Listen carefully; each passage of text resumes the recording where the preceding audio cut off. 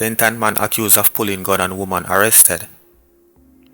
A St. Ann man who allegedly brandished an illegal gun on a woman during an argument has been arrested by the Outer Rios police. The 37-year-old is being held on suspicion of possession of prohibited weapon and unauthorized possession of ammunition. Reports state that about 7 a.m. on Saturday, the police received a report from the woman who handed over to them a Raja pistol with 11 rounds of cartridges. She reportedly informed the police that her boyfriend had pointed the gun at her and threatened to kill her. An investigation has launched and the police arrested the suspect at his home. 2 men killed by police in Above Rock, St. Catherine. 2 men have been shot and killed by police in St. Catherine North Division in separate incidents, which resulted in the seizure of 2 illegal guns and ammunition. In one incident, a man identified only as Nigel reportedly pointed a gun at the police personnel who had gone to premises in Retirement District in Above Rock, St. Catherine about 5:40 a.m. Sunday. The police reportedly took evasive action and fired at Nigel, who was shot and injured. He was later pronounced dead at hospital. The police say a Taurus 9mm pistol and 4 rounds of cartridges were seized in that incident. Later at 7 a.m., another police party entered another section of the community where a man known as Biggs was killed in an alleged confrontation with the team. An Arcos 9mm pistol affixed with a magazine containing 10 rounds of ammunition was reportedly seized from him. The Independent Commission of Investigation had launched a probe into the shootings. Woman injured in partial collapse of apartment building in Toronto Park. An elderly woman was injured and 4 other persons were rescued after a section of an apartment building in Toronto Park, St. Andrew collapsed Sunday afternoon. Rescue teams, who were quick on the scene, told the news that they managed to secure the area, rescuing those who were trapped in the building. Joy Moore, who resides in the complex, said she witnessed the collapse of the staircase. Well, I was standing over the other side of the building, because I live on the middle side of the building over there, looking over and I see the building come right down with a lady she was sitting on the step. Luckily she was sitting down, because if she was sitting down, if she wasn't sitting down, she should have the move fatal. The whole building come down with her, the whole middle set with the staircase and everything come down with her. You understand me? What triggered that? What? The building rotten how much years now? Member of Parliament, make representation, feed fix. We need Mark, the member of Parliament, which is the leader of the opposition, Mark Golin.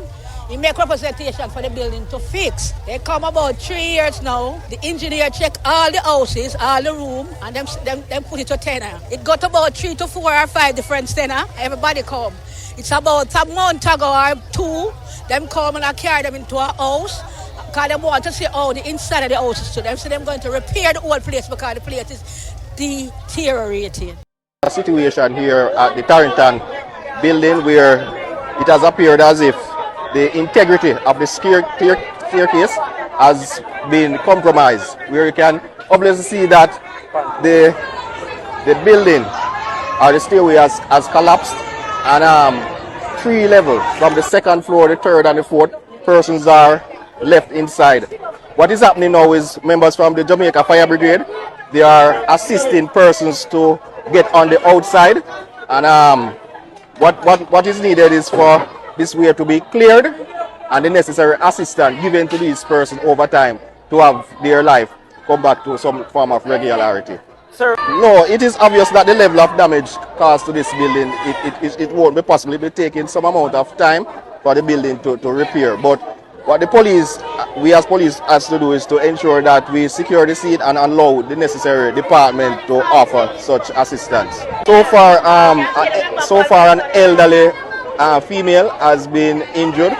She has already been assisted by the police to the Kingston Public Hospital, where that person is currently receiving treatment for their injuries. The people who are now at the top of the property, are they able to exit in any way? No, as I said before, that based on what is happening, the fire personnel would have to offer some level of assistance to get them down. Toddler left with 4-year-old perishes in blaze on Mountain View Avenue. A 1-year-old boy who was reportedly burned alive in a house at a section of Mountain View Avenue in St. Andrew on Saturday afternoon, after he was left in the custody of a 4-year-old. The name of the toddler was not released up to press time yesterday.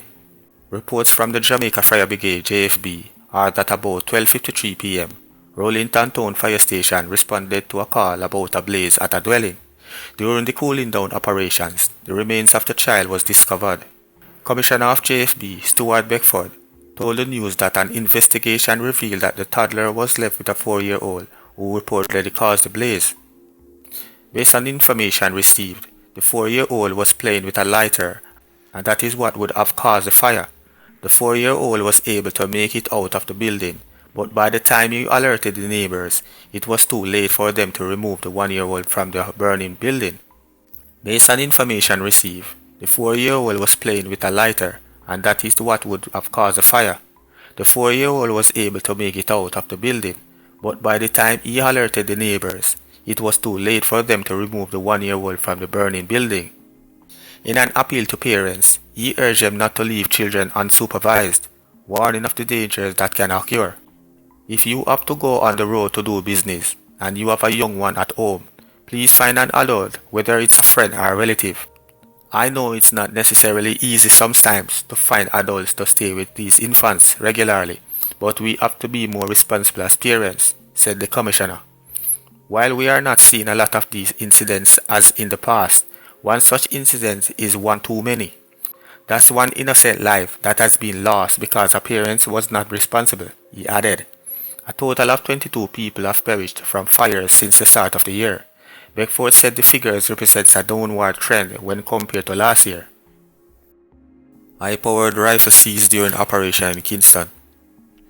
The St. Andrew South Police seized one AK-47 rifle with an empty magazine and a Taurus 9mm pistol with a magazine containing 5 9mm rounds of ammunition in Whitefield Town, Kingston on Sunday, November 17.